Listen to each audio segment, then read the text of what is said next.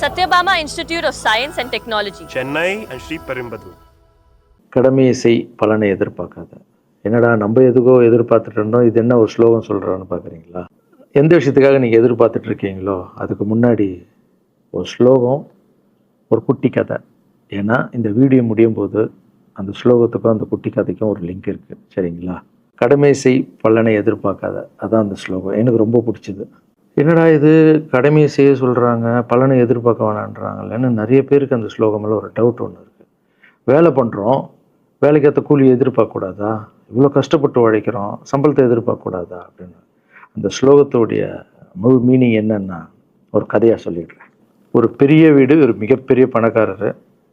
அவர் room மட்டும் clean பண்ணுறதுக்கு ரெண்டு ஆட்கள் இருப்பாங்க. ரொம்ப பிடிச்சவங்களும் 2 பேர் அந்த ரூம் க்ளீன் பண்ணுறதுக்கு வச்சுருக்காரு. அவர் மிகப்பெரிய பணக்காரர். அவர் இப்போ 2 பேரும் வந்து ரூம் துடைக்கிறவங்க. ஓகே, அவர் காலையில் ரெடி ஆகி அந்த ரூம்லேருந்து வெளியே வரும்போது அவங்க துடைச்சிட்டு இருக்காங்கல்ல, அதில் ஒருத்தர் வந்து அவர் பாட்டுன்னு ஒரு வேலையை பார்த்துட்டு இருப்பார், துடைச்சிக்கிட்டே இருப்பார். இன்னொருத்தர் இருக்கார்ல, அவர் போய், சார் உங்கள் ட்ரெஸ்ஸு சூப்பராக இருக்குது சார், சார் நீங்கள் போட்டுக்கிற கண்ணாடி நல்லா இருக்குது சார், சென்ட்டு சூப்பராக இருக்குது சார், நல்லா இருக்குது சார், சூப்பராக இருக்கீங்க சார், எனக்கு பேக் கொடுங்க சார் அப்படின்னு வாங்கிட்டு போவார். இன்னொரு ஆள் வணக்கம் சார் சொல்லிட்டு வேலையை மட்டும் பார்த்துட்டு இருப்பார். இப்படியே தினமும் நடக்கும்.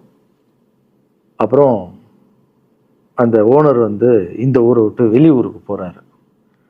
போகும்போது 2 வேலைக்காரங்களும் கூப்பிட்டு ஒருத்தருக்கு வந்து 1 மாதம் சம்பளம் எக்ஸ்ட்ரா, யார் கூட பேக்லாம் தூக்கிட்டு போய் எப்போ பார்த்தாலும் நான் சூப்பர்னு சொன்னார்ல, அவருக்கு 1 மாதம் சம்பளம் எக்ஸ்ட்ரா. இன்னொரு ஆளுக்கு ஒரு வீடு வாங்கி கொடுத்து அவரை, நீ என் கூடவே வந்துடுங்க, நான் அவர் கூடவே அவரை கூப்பிட்டு போகிறேன். இவன் ஓடி போய் கேட்டானா, சார் என்ன சார் தினமும் நான் தானே சார் உங்கள் பேக் எடுத்துருந்தேன், நான் கொடுத்த வேலையை நீ கரெக்டாக பண்ணல, நீ ஜால்ரா அடிக்கிறதுலையே இருந்த, எனக்கு இது நல்லா இருக்கு அது நல்லா இருக்குன்னு. ஆனால் அவன் வேலையை மட்டும்தான் பார்த்தான். வேலையை கரெக்டாக பார்த்தா பலனு கடவுள் கொடுப்பார், அந்த பலன் தான் இது அப்படின்னு சொன்னான். இப்போ விஷயத்துக்கு வருவோமா? திருச்சி கிழக்கு தொகுதி. இன்றைக்கி நான் என்ன முடிவு சொல்கிறேன் இதுதானே. நான் திருச்சி கிழக்கில் நிற்கணுன்னா நான் முதல்ல அரசியலுக்கு வரணும். நான் அரசியலுக்கு வரேனா இல்லையான்றதை சொல்கிறேன். அரசியல் எப்படி என் வாழ்க்கையில் வந்ததுன்னு சொல்கிறேன். உங்களுக்கு நல்லா தெரியும், என் வீட்டில் குழந்தைங்கள வளர்த்துக்கிட்டு நான் பாட்டுன்னு சோஷியல் சர்வீஸ் பண்ணிகிட்டு இருந்தேன். மாற்றுத்திறனாளிக்கு டான்ஸ் சொல்லி கொடுக்குறது, ஓப்பனர் சர்ஜரி பண்ணுறது, பசங்களை படிக்க வைக்கிறது, ஸ்போர்ட்ஸு, எல்லாத்துலேயும் என்னால் முடிஞ்ச வரைக்கும் பண்ணுவேன். என்னால் முடியல மற்றவங்கிட்ட கேட்டு பண்ணிகிட்டு இருந்தேன். இந்த டைமில் தான் ஜல்லிக்கட்டுன்னு ஒன்று வருது. ஒரு சில விஷயம்லாம் ஃபாஸ்ட்டாக சொல்லிடுறேன், உங்களுக்கு தெரிஞ்ச விஷயந்தான். ஜல்லிக்கட்டுன்னு ஒன்று வருது, அதில் நான் போகிறேன், சாப்பாடு போகிறதுக்காக குழந்தைங்களுக்கு போகிறேன். அப்படி நான் அந்த ஜல்லிக்கட்டு நடந்து முடிஞ்ச விஷயம்லாம் உங்களுக்கு தெரியும். அப்புறம் என் மேலே ஒரு தலைவர் விமர்சனம், எதுக்கு தலைவர்னு சொல்லுவாரா, நம்ம அண்ணன் தான், சீமான் அண்ணன் ஒரு விமர்சனம் வைக்கிறாரு. அதுக்கு நான் மறுபடியும் ஒரு ட்வீட் போடுறேன், அவர் ட்வீட் போடுறேன். அப்போ தான் என் வாழ்க்கையில் அரசியல்னு அந்த நுழையுது. நம்ம சாப்பாடு போகிறதுக்கு போகணும், இது என்னடா இவ்வளோ பெருசாக இருக்குது, அந்த ஜல்லிக்கட்டு தான் எனக்கு அரசியலில் உள்ள நுழைஞ்சது, என்னடா இவ்வளோ பெருசாக இருக்குது அப்படின்னு. அப்படியே போச்சு. அதே தலைவர் தான், அதே சீமான் தான் ரஜினி சார் அரசியலுக்கு வர்ற மாதிரி பேச்சு அடிபட்ட உடனே அவங்க சைட்லேருந்து பேசுகிறாங்க, தலைவரை பற்றி பேசுகிறாங்க. தலைவர் எனக்கு வந்து ஒரு குரு, என்னை வாழ வச்ச தெய்வம், ஒரு அப்பா மாதிரி, ஒரு அண்ணன், அப்பா எல்லாமே சொல்லலாம். ஸோ அவரை பற்றி அதிகமாக பேச ஒரு முறையும் சூப்பர் ஸ்டாருக்கு ஃபோன் போடுவேன், அண்ணா ரொம்ப ஓவராக பேசுகிறாங்க, டெப்பா கம்முன்னு இருக்கண்ணா, நீ சைலண்ட்டாக இப்படியே ஓரளவுக்கு தான் நம்மளால் பொறுக்க முடியும். அதுக்கப்புறம் ஆடியோ ரிலீஸ் ஃபங்க்ஷனில் என் மனசில் கடலாம் உடச்சி சொன்னேன், அதை நீங்களும் பார்த்துருப்பீங்க, தெரியும். அதுக்கப்புறம் ஒரு ரஜினி சாருக்கு ஒரு ஃபங்க்ஷன் வந்தது, அந்த ஃபங்க்ஷன்லேயும் பேசினேன் இதை பற்றி. உங்களுக்கு தான் தெரியுமா அந்த வீடியோ, யார் ஓட்டப்பந்தயத்தில் ஜெயிக்கிறது, இப்போ கூட அந்த வீடியோ போயிட்டுருக்கு. அதை பேசணும், அது பாட்டு அப்படியே போயிட்டு இருந்தது. அதுக்கப்புறம் பார்த்தீங்கன்னா ரஜினி சார் அரசியலுக்கு வரேன்னு அனௌன்ஸ் பண்ணோடனே நான் போய் தலைவரை பார்க்குறேன், என்ன வரீங்களா, நியூஸில் வருது, ஆமாக்கா நான் வரேன் அப்படின்னா பயங்கர சந்தோஷம். ஏன்னா வாழ்க்கையில் ஒளி ஏற்றி வச்சவர், அவர் அரசியலுக்கு வர்றாரு, அவருக்கு சப்போர்ட்டிவாக இருக்கணும் நம்ம. அப்புறம் எல்லாருக்கிட்டையும் போய் நம்ம கேட்டுட்ருக்கோம், தலைவர் வந்துட்டாருன்னா எல்லாமே குழந்தைங்களுக்கு இன்னும் நிறைய பண்ணலாம் அப்படின்னு, என்ன நானும் வரேன் அப்படின்னா ரொம்ப சந்தோஷம் அப்படின்னு ஸ்ட்ரெயிட்டாக கிளம்பி நான் ட்ரஸ்ட்டுக்கு வரேன். என்னுடைய ட்ரஸ்ட்டு, என்னுடைய ஃபேன்ஸு எல்லாரையும் கூப்பிட்டு என்னுடைய வெல்விஷர்ஸ் எல்லாரையும் கூப்பிட்டு உட்கார வச்சு தலைவர் அரசியலுக்கு வராரு, புரியுதுங்களா? எனக்கு வந்து எழுத படிக்க தெரியாது. அதான் ஒரு ட்வீட் போடணும், இதெல்லாம் ரெடி பண்ணுங்கன்னு தமிழில் சொல்லிவிட்டு அவங்க ரெடி பண்ணிட்டு இருக்க ஒரு டீம். இன்னொரு டீம் உட்காந்து என்கிட்ட கேள்வி கேட்குறாங்க. தலைவர் அரசியலுக்கு வந்து அவர் வந்து சிஎம் ஆகிடுவார், நீங்கள் வந்து அமைச்சர் ஆகிடுவீங்களாண்ணே, சுகாதாரத்துறை அமைச்சர் தான் நம்ம வந்து ஆப்ரேஷன் நிறைய பண்ணலாம், இன்னொருத்தர் கல்வித்துறை எடுத்தால் நிறைய படிக்க வைக்கலாம். டேய், கடமை செய்யணும், பலன் எதிர்பார்க்கக்கூடாது. சுகாதாரத்துறை அமைச்சர், இது வந்து கல்வித்துறை, இதெல்லாம் படிச்சுங்க வர இடம். அண்ணன் படிக்கலடா. எல்லாருக்கும் படித்த இடத்த போட்டு ஒரே இடத்துல போய் முடங்கி போய் படிப்புனா படிப்பு மட்டும், எல்லாம் கட்சி வளரட்டும், தலைவர் வரட்டும், எல்லா துறையிலேருந்து ஹெல்ப் கேட்டு நல்லா பண்ணுவோம், பெரிய ட்ரஸ்ட்டு கட்டுவோம். இப்போன்னா சின்ன ட்ரஸ்ட்டில் தான் நம்ம இருக்கோம். சின்ன வீட்டில் 60 குழந்தைங்க நீங்கள் இருக்கீங்க, 100 ஏக்கரில் கட்டுவோம். ஊனமுற்றோர்கள் இந்த பக்கம் திருநங்கைகளுக்கு இந்த பக்கம் முதியோர்களுக்கு ஒரு பெரிய ட்ரஸ்ட்டு கட்டி பண்ணுவோம்டா. சூப்பர்ண்ணா. இன்னொருத்தர் டக்குன்னு அங்கேருந்து, அண்ணா நம்மளை எதிர்த்து பேசின்னு இருக்கார்ல சீமான் அண்ணா, அவருக்கு ஆப்போசிட்டாக எதிர்த்து நில்லுங்கண்ணே அப்படின்னா. அது அரசியல் இல்லை. ஒருத்தர் மேலே கோவத்தால் நம்ம அரசியலுக்கு வந்தால் அது வந்து வெறுப்பு அரசியலாக மாறும். அரசியல்ன்றது மக்களுக்கு நல்லது பண்ணுறதுக்காக வரணும். இப்போ அவரை நான் அழிக்கணும், அவரை நான் ஏதோ ஒன்று செய்யணும்னு அந்த ஆசையில் வந்தேன்னு வச்சுங்களேன், ஆசை என்ன ஆகும், கோபமாக மாறும். கோவத்துலேருந்து என்ன வரும், வார்த்தைகள் தப்பாக வரும். வார்த்தைகள் மட்டும் வராது, தப்பான வார்த்தைகள் வரும். மக்களுக்கு நம்ம மேலே மரியாதை இல்லை, மக்களுக்கு நம்ம மேலே மரியாதை இருக்காது, போயிடும். ஸோ அதால் அரசியலுக்கு வரணும்னா அவரை அழிக்கிற இவழியாக இருக்குது. பதிவை பற்றி பேசுகிறத ஃபஸ்ட்டு விடுங்கடா, ஃபஸ்ட்டு வேலையை பார்ப்போம்டா. நம்ம தலைவர் வரேன்னு சொல்லிட்டாரு, ட்வீட் போடுங்களா அப்படின்னு ட்வீட் போட்டுட்டு அங்கேருந்து போட்டுட்டு வீட்டுக்கு போகிறேன். இங்கே தான் பெரிய ட்விஸ்ட் இருக்குது எனக்கு. வீட்டுக்கு போகிறேன். வீட்டுக்கு போனோன்னா எப்பவும் நான் அம்மா கிட்டே போய் ஒரு விஷயத்த சொல்கிறதுக்கு முன்னாடி ஒரு சர்ப்ரைஸ் ஒன்று பண்ணுவேன். எங்கள் அம்மா கோவில் கட்டுறது கூட, கோவில் கட்டிட்டு ஸ்டாச்சுலாம் ஆர்டர் பண்ண அப்புறம் தான் அந்த ஸ்டாச்சுவே காமிச்சாங்க அம்மாவுக்கு.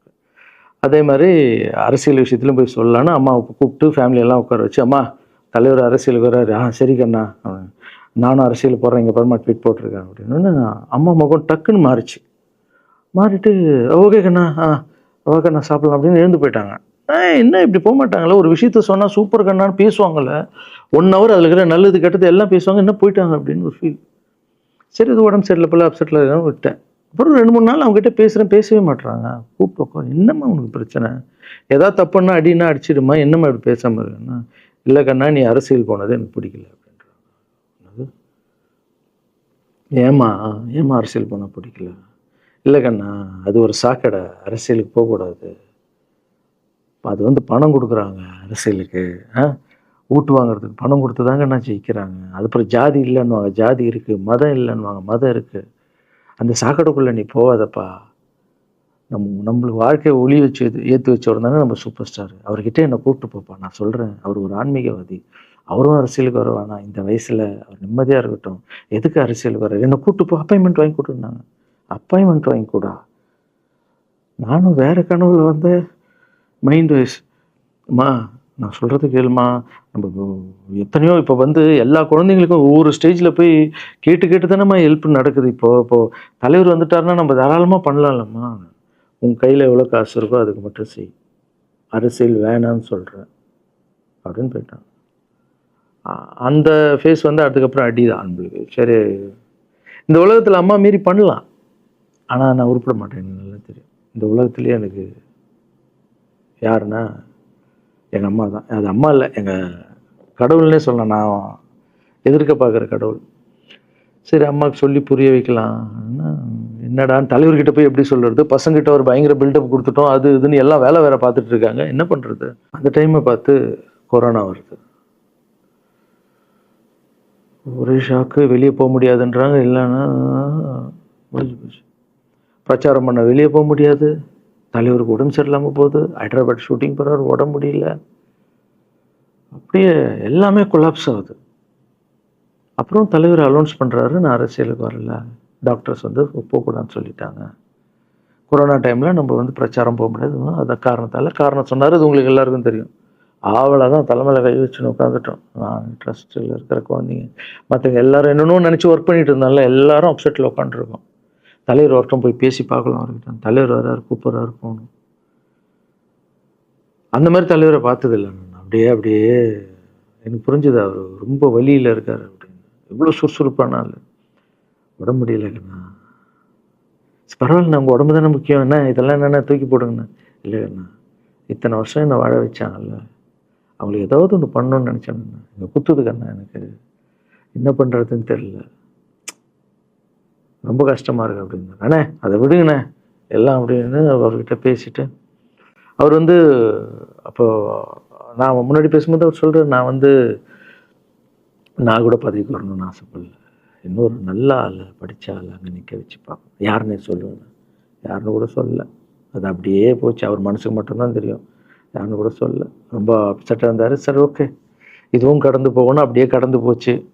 எனக்கும் காஞ்சனா படம் அது இதுன்னு பெரிய ஹிட் ஆகுது. அதுக்கப்புறம் யார்கிட்டையும் நீங்கள் யாரும் எனக்கு ஹெல்ப் பண்ண வேணாம். முதல் நாள் நான் கலைஞர் ஐயா கிட்ட ஹெல்ப் கேட்டேன். அவர் ஒரு சில குழந்தைங்களுக்கு ஹெல்ப் பண்ணார். அதுக்கப்புறம் அன்புமணி ராமதாஸ் ஐயா, அவரும் ஹெல்த் மினிஸ்டர் இருக்கும்போது அவர் ஒரு சில குழந்தைங்களுக்கு ஹெல்ப் பண்ணார். அப்புறம் நம்ம விஜய் சார் நண்பர், அவர் ஒரு குழந்தைக்கு ஆப்ரேஷன் பண்ணார். ஸோ இருக்கும்போது என்னால் முடிஞ்ச வரைக்கும் சொந்த பணத்தை போட்டு பண்ணிவிடுவாங்க. முடியாத போது தான் நான் அந்த ஹெல்ப்பை கேட்பேன். இப்போ தான் நல்லா வந்துட்டுமே, யாருக்கும் எனக்கு பணம் கொடுக்க வேணாம், இனிமேல் என் சொந்த பணத்திலே பண்ணுறேன்னு சொல்லிட்டு நான் பாட்டுன்னு ஒரு வீடியோ கூட நான் போட்டேன், இனிமேல் யாரும் பணம்லாம் கொடுக்க வேணாம் அப்படின்னு. அப்படியே போயிட்டுருக்கு. காஞ்சனாவெல்லாம் முடிஞ்சு ஜிகிர் தண்டா படம் ரிலீஸ் ஆகுது. ஜிகிர் தண்டா பார்ட்டி போயிட்டுருக்கு. டைரக்டர் நின்று பேசுகிறேன். நான் டைரக்டர் கிட்ட போகிறேன். டைரக்டர் யார்கிட்டயோ ஃபோனில் பேசிகிட்டு இருக்காரு. அப்படியே பேசிகிட்டு இருக்கிறவர் டக்குன்னு இந்தப்பா சீமான் நான் பேசுவான்னு கொடுத்துட்டாரு என்கிட்ட. அவருக்கும் தெரியாது நான் பேச போகிறேன். அவர்கிட்ட லாரன்ஸ் பேசுவார், சீமான் ரெண்டு பேரும் சைலண்ட்டு. நானும் எதுவும் பேசலை, சீமானும் எதுவும் பேசலை. அப்படியே ஒரு நிமிஷம் அப்படியே நிற்கிறோம். பெரியவர் இல்லை என்னாலும் அண்ணன் அப்படின்னு, அவ்வளோதான் அண்ணன். பயங்கர பாசம். எந்த இடத்துல கோவம் இருக்கும் அந்த இடத்துல குணம் இருக்குன்னு சொல்லுவாங்கள்ல. அண்ணன் புகழ்ந்து தள்ளுறாரு ஜிகர் தண்டாவை. இப்படி பண்ண கண்ணா, அப்படி பண்ண இவ்வளோ சூப்பராக பண்ண, அந்த சீன் எனக்கு ரொம்ப பிடிச்சதுன்னு. அவருடைய அன்பு தான் தெரியும்ல, எல்லாமே அதிகமாக இருக்கும் அண்ணன்கிட்ட. அண்ணா ரொம்ப சந்தோஷமாக வாழ்த்தினார். அப்புறம் நான் மாற்றம்னு ஒரு அமைப்பு ஆரம்பிச்சிருக்கேன்ல, இந்த விவசாயிகளுக்கு டிராக்டர் கொடுக்கறது, அப்புறம் மாற்றுத்திறனாளிக்கு ஸ்கூட்டி கொடுக்குறது, எல்லாமே அதை பார்த்துட்டு பத்திரிகையாளர் கேட்குறாங்க அவர்கிட்ட, ரகுவலரன் சார் மாற்றம்னு அமைச்சிருக்காருன்னா, நல்ல விஷயம் தம்பி, நல்லா பண்ணிட்டோம், நல்லா இருக்கட்டும் அப்படின்னு வாழ்த்தினார். ஸோ ஒரு பெரிய பிரச்சனைக்கு கடவுளே அதை அப்படியே சால்வ் பண்ணி வச்ச மாதிரி ஆயிடுச்சு. அப்படியே போச்சு. ஆனால் நீங்கள் நல்லா இருக்கணும், எங்கே இருந்தாலும் நல்லா இருப்பீங்க. எப்போல்லாம் ட்ரஸ்ட்டுக்கு போகும்போது பசங்களாம் கேட்பாங்க, அந்த 100 ஏக்கர் ட்ரஸ்ட்டு குழந்தைங்க, சரி ஓகேடா. அப்படி பார்த்தீங்கன்னா நண்பர் விஜய் சார்கிட்ட பேசிகிட்டு இருக்கும்போது நான் வர அரசியலுக்குன்றார். நிஜமா நண்பா அப்படின்னு. எஸ் அப்படின்னு. மறுபடியும் போய் ட்ரஸ்ட்டில் உட்காந்து டேய் நண்பர் வராரு. ஏன்னா சூப்பர் ஸ்டார் எனக்கு எவ்வளோ க்ளோஸோ, நண்பர் கூட அவ்வளோ க்ளோஸ் தான் எனக்கு. ஏன்னா மேகமாய் போகிறேன்ற சாங்லேருந்து நான் அவருக்கு டான்ஸ் மாஸ்டராக பண்ண ஆரம்பித்தேன். அதுக்கப்புறம் நிறைய சாங் பண்ணேன், சரக்கு வச்சுருக்கேன். அது உங்களுக்கு தெரியும், அந்த தாம் தக்க தீம் தக்க. அவருக்கு மட்டும் நான் ஸ்பெஷலாக பண்ணி கொடுத்துட்டு போவேன். தமிழ் வேறு யாருக்கும் பண்ண மாட்டேன். அவர் கூப்பிட்டா வருவேன், தலைவர் கூப்பிட்டா வருவேன், சாங் பண்ணிட்டு போவேன். அவர் வரணும் போது எஸ், ஏன்னா அவர் ஒரு முடிவு எடுக்க மாட்டார், எடுத்தாருன்னா அவர் நல்லா உழைப்பார், நல்ல உழைப்பாளி, பண்ணுவார் அப்படின்னு நினச்சி மறுபடியும் போய் ட்ரஸ்ட் ஆளுங்கெல்லாம் பேசுகிறதுக்கு முன்னாடி, ஐயோ அம்மா இருக்காங்களே பிடிக்காத, ஃபஸ்ட்டு அங்கே கரெக்ட் பண்ணணும்ல. அங்கே போனேன். அம்மா நண்பர் அரசியலுக்கு வராருப்பா. என்னம்மா அப்போ தான் ஓகே, இப்போ எல்லாம் மாறி இருக்கு, போகலாமா, நீ ஃபஸ்ட்டு அவர்கிட்ட ஒரு அப்பாயின்மெண்ட் வாங்க, நான் உன்னை கூப்பிட்டு போகிறேன் அப்படின்னா. கூப்பிட்டு போய் இந்தப்பா என் பிள்ளைய ஒப்படைக்கிறேன் பார்த்துக்கப்பான்னு சொல்லுன்னு பார்த்தா, என்னம்மா பேச போகிறான்னு கேட்டேன். நீ அரசியலுக்கு வராத தம்பி, இது ஒரு சாக்கடை, நீ அரசியலுக்கு வராத, நீ ரொம்ப சைலண்டான ஆள், உனக்கு இதெல்லாம் செட் ஆகாது, பணம் கொடுத்தா தான் ஜெயிக்க முடியும், ஜாதி இருக்குது, மதம் இருக்குது, இதெல்லாம் தாண்டி வருது கஷ்டம்னு நான் அவர்கிட்ட சொல்கிறேன்ப்பா அப்படின்னு. நான் அப்படியே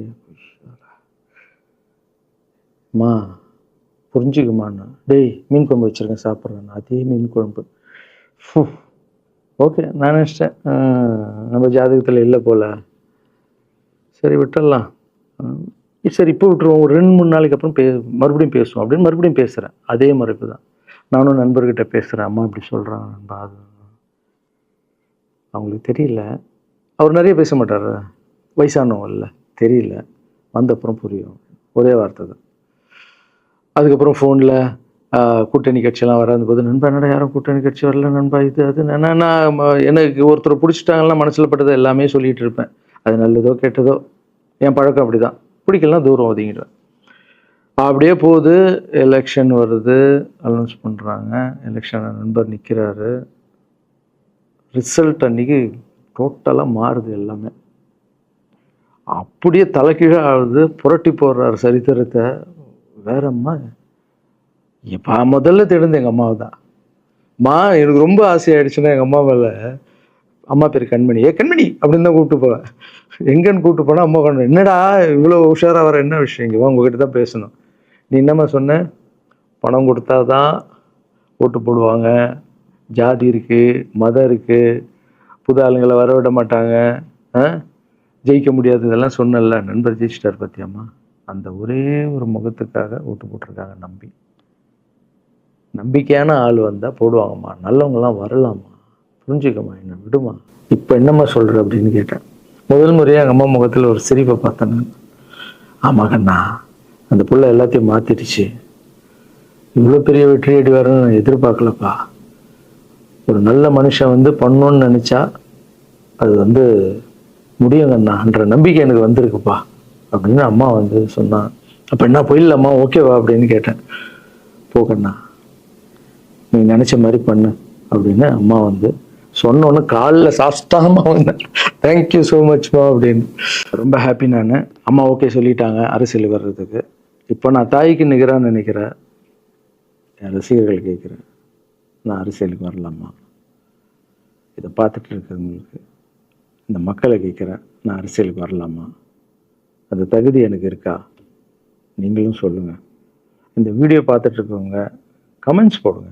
பசங்களா, இவங்க தான் என்னுடைய 22 வருஷத்தினுடைய உழைப்பு. அரசியலுக்கே வராமல் மக்களுக்கு நான் செஞ்ச சேவை உங்கள் கண்ணு முன்னாடி நிப்பாட்டியிருக்கேன். இப்போ உங்கள் வயசு என்ன? 22 வயசாகுது. ஒரு வயசில் என் கையில் வந்தார் இவர். அந்த ஃபோட்டோவை நீங்களே பாருங்கள். இப்போ 22 வயசு. ஒரு குழந்தைய வளர்க்குறதுக்கு நீங்கள் எவ்வளோ கஷ்டப்படுவீங்க உங்களுக்கு தெரியும்ல. அந்த கஷ்டம் என்னென்னா, ஸ்கூலுக்கு அனுப்புறது ஃபீஸ் கட்டுறதுலேருந்து, உடம்பு சரியில்லாமல் போனான்னு அவன் ஆசைகளை நிறைவேற்றுறதுலேருந்து, ஒரு குழந்தைக்கு அப்படி இருந்தால் 60 குழந்தைங்களை வளர்த்துருக்கேன். எவ்வளோ பிரச்சனை வந்திருக்கேன், எவ்வளோ நோய்கள் வந்திருக்கும், எவ்வளோ நைட் தூங்காமல் வந்திருக்கேன், அதில் எவ்வளோ டிஸ்டர்ப், அதுவும் என் வீட்டில் வளர்த்துருக்கேன். இதெல்லாம் எதுக்கு பண்ணேன்னா, எந்த ஒரு எதிர்பார்ப்பும் இல்லாமல் கடமை செய் பலனை எதிர்பார்க்காதான்ற இந்த வார்த்தை எனக்கு ரொம்ப பிடிக்கும். அதுக்காக செஞ்சுருக்கேன், என் மக்களுக்காக செஞ்சுருக்கேன். ஏன்னா மக்கள் தான் என் படத்தை பார்க்குறாங்க. மக்களால் தான் நான் கார் வாங்குகிறேன், வீடு வாங்குகிறேன், சந்தோஷமாக இருக்கேன். அவங்களுக்கு இந்த சொசைட்டிக்கு நான் ஏதாவது பண்ணணும். அரசியலுக்கு வர்றதுக்கு முன்னாடியே பண்ண விஷயங்கள் பார்த்தீங்கல்ல. 22 வருஷம் உழைச்சிருக்கேன். ஒரு கதை ஒன்று சொன்னேன்ல, 2 வேலைக்காரங்க இருந்தாங்கன்னு. சின்சியராக யாருக்கும் ஜால்ரா அடிக்காமல் எதுவும் பண்ணாமல் என் தொழிலுக்கு தர்மமாக, என் மக்களுக்கு தர்மமாக என்ன பண்ணணுமோ 22 வருஷம் உழைச்சி உங்கள் கண்ணு முன்னாடி நிப்பாட்டிட்டேன். அந்த ஓனர் ஒரு பலன் கொடுத்தார்ல, அந்த ஓனர் யார் தெரியுமா? கடவுள். அந்த கடவுளுக்கு தெரியும் எனக்கு என்ன பலன் கொடுக்கணும். இதுக்கு தான் அந்த கதை லிங்க் ஆகும்னு சொன்னேன். ஸோ நீங்கள் சொல்லுங்கள், நான் அரசியலுக்கு வரணுமா வேண்டாம்? வேண்டாம்னா வேணான்னு சொல்லுங்கள். வாப்பா, வாடாகண்ணா, வா நண்பா, வாங்கண்ணா அப்படின்னு சொல்லுங்கள். என் முடிவை நான் உங்களுக்கு சொல்கிறேன். உங்கள் முடிவுக்காக காத்திருக்கேன். Satyabama Institute of Science and Technology, Chennai and Sri Perumbudur.